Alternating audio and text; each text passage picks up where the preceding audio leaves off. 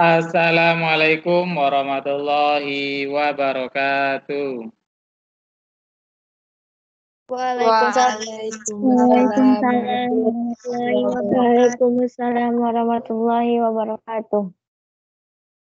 Oke, pada kesempatan kali ini kita akan melanjutkan pelajaran kemarin tentang elektrolisis. Setelah elektrolisis ini nanti satu pertemuan kita akan membahas soal-soal yang bab 2. Setelah Bapak bahas, kamu tidak mengumpulkan tugas, tidak dihitung nilainya ya, berarti dikurangi nilai poinnya. Nah, nanti kita membahas soal apa yang kamu ragu mengerjakannya. Yang sekarang apa yang Bapak tugaskan, dikerjakan dulu sesuai dengan kemampuan kamu masing-masing. Satu soal benar beserta jawabannya nilainya 4. Nah, kita lanjut tentang elektrolisis halaman 79. Bapak akan berbagi layar. Tetap nyimak sesuai dengan halaman 79. Udah kelihatan layar Bapak?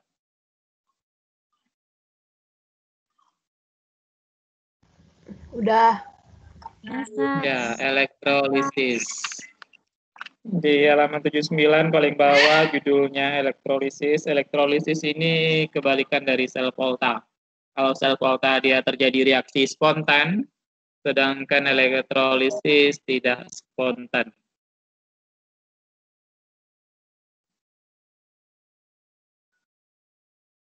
Tetapi dia menggunakan arus listrik dia untuk melangsungkan reaksi yang tidak spontan. Berarti dia menggunakan listrik untuk menghasilkan energi kimia atau energinya reaksi supaya reaksinya berlangsung maksudnya. Ini susunan selnya dia kebalikan dari yang kemarin. Kalau kemarin katodanya yang positif, sekarang anodanya yang positif dia mengalami proses oksidasi, sedangkan katoda dia mengalami proses reduksi. Ini dia harus DC-nya karena dia harus DC. Kemudian elektron listrik memasuki sel elektrolisis melalui kutub negatif. Melalui kutub negatif dia dari sini dia masuknya listriknya, kemudian spesies tertentu dalam urutan menyerap elektron dari katoda dan mengalami reduksi. Nah, katodanya mengalami reduksi, sementara itu spesies lain elektron di anoda mengalami oksidasi. Ini anodanya mengalami oksidasi. Sekarang kita lanjut skema reaksi yang terjadi di elektrolisis. Kalau yang tadi yang gambar susunan sel elektrolisis itu dia gambar 2.14 ya. Susunan sel elektrolisisnya. Dia dimulai dari negatif di buku kamu halaman 80. Sekarang skemanya. Skemanya bagaimana? Ini dia halaman 81 di buku kamu ya.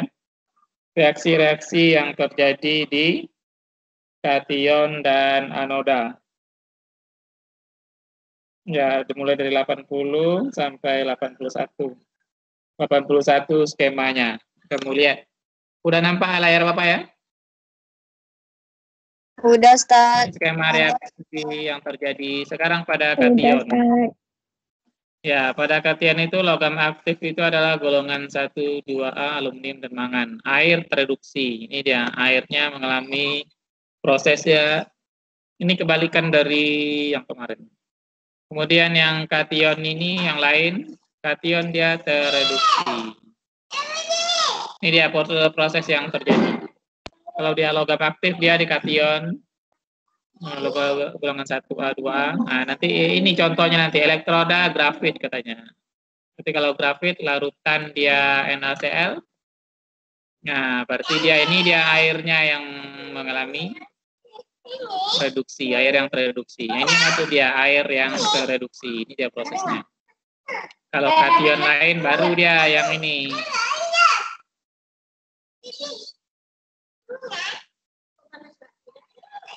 Udah, kemudian pada anoda. Nah, pada anoda ini kalau dia elektrodanya ada PT, ada AU di aurum, platina, karbon. Nah, berarti yang air seperti ini. Sementara dia kalau sisa asam OA berarti dia hidroksida ini yang teroksidasi. Kemudian anoda yang tidak inet. Nah, anoda teroksidasi. Berarti dia selain yang di atas itu.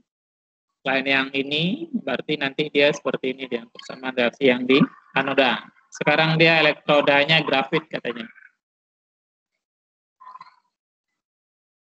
Elektroda grafit. Nah, berarti Cl-nya ini dia bereaksi dia, Cl-nya ini. Cl-nya bereaksi. Karena dia di anodanya ini dia bukan dari PT, AU, atau karbon. Kalau dari PT, AU, karbon dia air atau sisa oksida dia. Sementara sekarang tidak. Berarti Cl-nya yang teroksidasi dia. Nah, teroksidasi dia. Cl-nya bermuatan -1, Cl ini 0. 0 -1 menjadi 0 kan? Naik dia teroksidasi. Berarti yang teroksidasi dia ionnya. Nah, sedangkan yang katodanya ini karena dia natrium tadi golongan logam aktif dia, golongan 1A, 2A, aluminium dan mangan. Nah, ini air yang tereduksi dia. Karena Na ini termasuk golongan 1A dia. Kalau golongan 1A berarti dia air yang tereduksi dia. Nah, sekarang tinggal diapakan aja lagi. Ini Ce 2 elektron habis, 2 elektron habis. Kenapa dia 2 elektron ini? Karena harus 2 Cl- ini. Kalau Cl- aja berarti dia 1 elektron. Kalau 2 berarti dia 2 min kan? Berarti makanya 2 elektron. 2 elektron ini fungsinya untuk mencoret yang kiri kanan. Nah, tinggallah 2H, 2O, 2 Cl, kemudian 2 OH, A2 tambah Cl.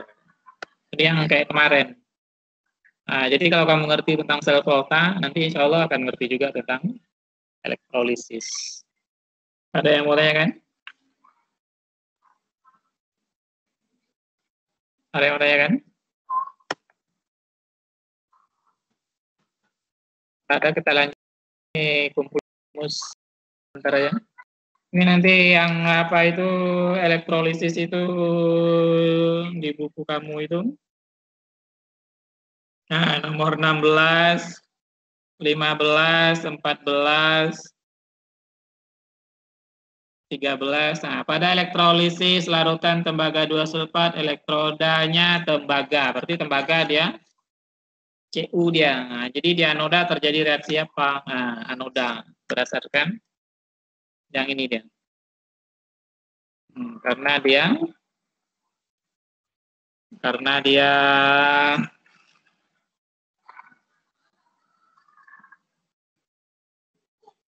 ini tembaga yang nomor 13 itu. Nah, tembaga, kalau tembaga elektrodanya elektroda tembaga. Jadi di anoda dia bereaksinya yang mana?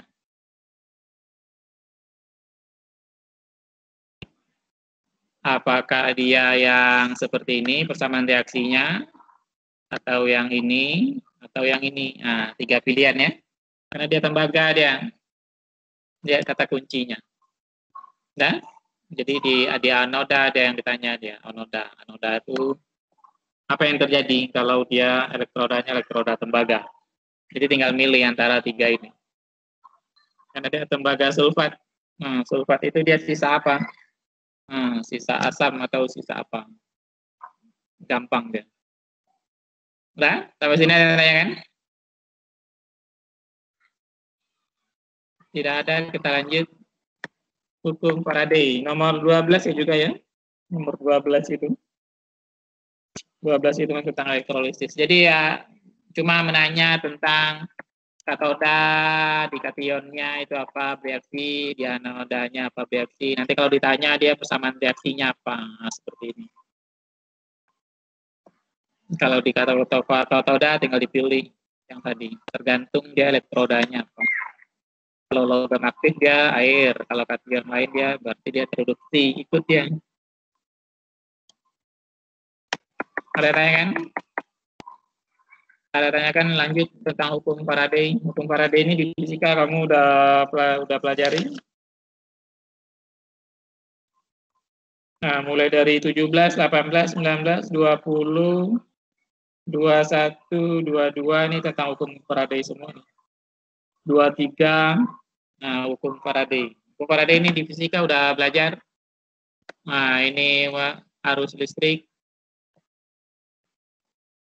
Nah, I kali T ini hukum Coulomb. Kemudian yang lebih banyak yang dipakai itu adalah ini M. Ya, M ini massa, ini arus listrik, T ini waktu 96.500 ini adalah satuan Faraday-nya. Nah, ME-nya ini yang kamu harus pahami. ME itu apa? ME itu apa? Apa ME? ME itu massa ekuivalen. Ya, massa ekivalen. Massa ekivalen itu di halaman 85 di buku kamu tuh. Rumusnya itu AR dibagi dengan bilangan oksidasi. Bilangan oksidasi itu muatannya berapa? AR kamu udah tahu, AR itu nomor massa. Nah, contohnya ini pada ME itu, dia Cu positif 2 menjadi Cu kan, berarti dia bilangan oksidasinya positif 2. ArCu, kamu lihat di apa? Di tabel produk unsur. Yang satunya nomor atom, yang satunya nomor massa. Yang berkoma-koma itu nomor massa aja. Atau di dalam soal sudah diketahui juga. Jadi langsung aja. Kalau ArCu itu 63,5, kalau di lampiran kamu ini ada nggak tabel produk unsur ya? Nah, ada di halaman 379. Kalau tidak diketahui di soalnya nanti dilihat massa atom itu di bawahnya. Yang atas nomor atom. Nah, Cu itu golongan 1B, nah 63,55. Di halaman 379. Tinggal dimasukkan aja. Kemudian jumlah mol elektron, ini dia jumlah mol elektron. Jumlah mol elektron itu sama seperti rumus massa elektron, tapi dia tidak dikalikan dengan Me-nya. Perbedaannya hanya itu aja.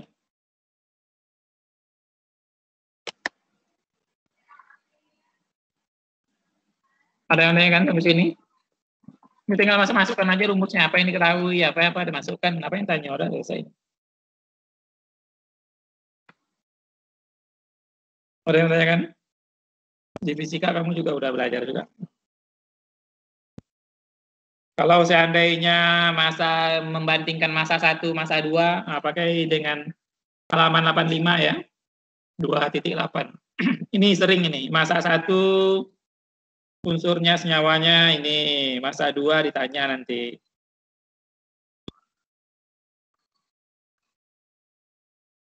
Nah, seperti halaman nomor 18 ini. Halaman 94 nomor 18. Karena massanya yang diketahui itu adalah Ag, NO3, dan Cu, SO4. Nah, massa peraknya itu 1,8. Perak berarti Ag. Massa tembaga yang mengendap, dia membandingkan massa zat A dengan zat B. Berarti pakai rumus yang 85, 2.8 itu. Massa ekivalennya 1, massa ekivalen 2, berapa? Jadi massa ekivalen itu AR dibagi bilangan oksidasinya masing-masing itu. Nah, dapatlah dia. Pakai rumus M1 banding M2 sama dengan massa ekivalen 1 banding massa ekivalen 2. Nah, contoh 2.12 itu juga udah diketahui. Gampang, tinggal masuk-masukkan aja udah selesai, cari. Kalau kamu mahir matematikanya gampang. Banding ini hanya kali-kali bagi, udah selesai. Udah lagi yang tanya kan? Ini tinggal masukkan aja. Tado kita lanjut menggunakan elektrolisis dalam industri. Nah, ini dia industri apa ini? Yang pertama ini gambar apa ini?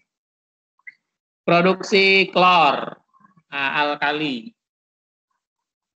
Klor ini zatnya beracun ya. Produksi klor, makanya industri-industri kimia itu safety-nya itu sangat tinggi sekali. Safety-nya industri. Nanti kalau kamu masuk jurusan kimia murni, kimia industri,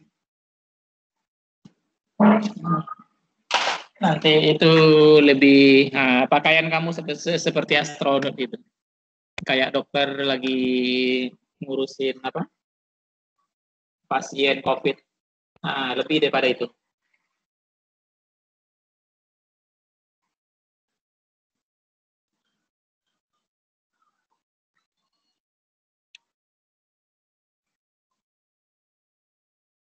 Sekarang produksi klor.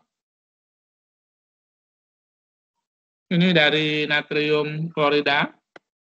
Nah, ini garam yang kita apa? Makanya kalau masak itu hati-hati dalam memasak. Jangan terlalu tinggi suhunya karena dia menghasilkan gas klor dia. Makanya yang sehat itu kan kalau masak itu kalau udah mendidih kecilkan apinya. Baru masukkan garam, baru masukkan bumbu-bumbu lainnya. Kalau tidak nanti dia akan menghasilkan gas klor dia. Ini pada suhu tinggi nih. Klor ini beracun dia. Makanya kamu masak sayur, rupanya racun yang kamu makan. Karena suhunya terlalu tinggi. Makanya orang-orang yang suka makan di apa? Hotel-hotel mewah yang berapi-api, berasap-asap itu kokinya itu.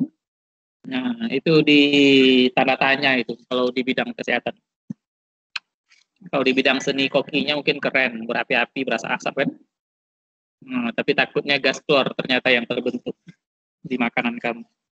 Nah, tadi ini udah diulang natrium klorida. Natrium ini karena dia logam alkali tanah, maka yang terjadi di katoda itu adalah air yang bereaksi dia. Reduksi. Sedangkan anodanya ini karena dia kloridanya ini yang bereaksi. Nah, ini udah diulang. 2 elektronnya habis. Nah, tinggallah gas klornya mana? Nih dia gas klornya yang terbentuk itu. Kemudian ini pemurnian logam. Nah, ini pemurnian logam. Orang penambangan ini sering. Ini dari tembaga sulfat. Nah, tembaga sulfat. Karena ini adalah sisa asam. Nah, ini sisa asam, maka di anoda ini adalah Cu juga yang mengalami oksidasi dia. Nah, ini Cu-nya ini tetap menjadi reduksi, ini reduksi dia. Positif 2 menjadi Cu. Nah, sedangkan di anoda karena di sini sisa asam, Cu tetap reaksi dia, tapi dia mengalami oksidasi dari 0 menjadi positif 2. Nah, ini anoda, ini katoda. Ini tetap dia pemurnian logam. Nah, Cu dalam keadaan solid dimurnikan, dia tetap Cu dalam keadaan solid juga. Makanya dia dikatakan dengan pemurnian logam dia. Nah, logam-logam emas, logam apa dimurnikan. Pada umumnya dia menggunakan seperti ini ya, elektrolisis. Udah habis ya? Sebentar betul. Ada yang nanya kan? Ada, kita akhiri saja. Lanjut dengan kamu mengerjakan 12, 13, 14, 15, 16, 17, 18, 19, 20, 21, 22 itu menggunakan hukum apa? 23 terakhir. Udah? Minggu depan berarti kamu sudah mengumpulkan semua di bab ini sebelum dibahas. Nanti yang bahas apa yang kamu tanya saja. Satu kali pertemuan membahas.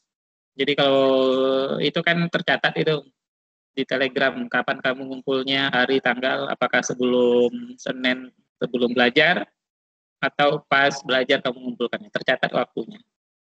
Jadi kalau udah tercatat waktunya, nanti kalau pas dibahas soal itu apa ini tak ngerti nomor 20. Nah, nanti Bapak bahas. Berarti mulai Bapak bahas itu tak terhitung nilai kamu berarti nomor 19 itu. Kalau ngumpulnya pas waktunya itu berarti dihitung 0. Walaupun betul. Paham? Ada yang tanya kan? Tak ada Ustaz. Enggak, Ustaz. Tak ada, kita tutup aja ya. Kita tutup aja ya. Lanjutkan dengan tugas itu ya. Oke, Ustaz. Oke, Jadi, Ustaz. 1 sampai 25, Ustaz ya. Satu kali pertemuan itu kita Jadi 1 sampai 25 tugasnya, Ustaz. 24 25 kan? Udah kemarin tuh. 24 25 kan udah. Heeh. Ini kan 11 12 sampai 23 dia. 11 sampai 16 itu menentukan reaksi-reaksi kimia yang terjadi di katoda apakah air atau logam itu yang masih pilihan yang tadi. Nah, cuma itu aja dia. Kalau 17 sampai 23 ini ya menggunakan hukum Faraday tadi. Termasuk perbandingan massa 1, massa 2, ME1, ME2, nah itu. Ya? Minggu depan sekali pertemuan kita bahas. Apa yang kamu ragu aja, nggak semua. Karena nggak cukup waktunya. Ya? Paham ya? Hari Senin berarti. Minggu depan itu bukan Selasa, Senin. Pertemuan selanjutnya maksudnya. Ada lagi yang nanya kan?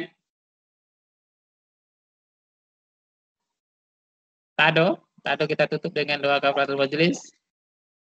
Subhanakallahumma bihamdika asyhadu an la ilaha illa anta astaghfiruka wa atubu ilaik. Alhamdulillahirabbil alamin.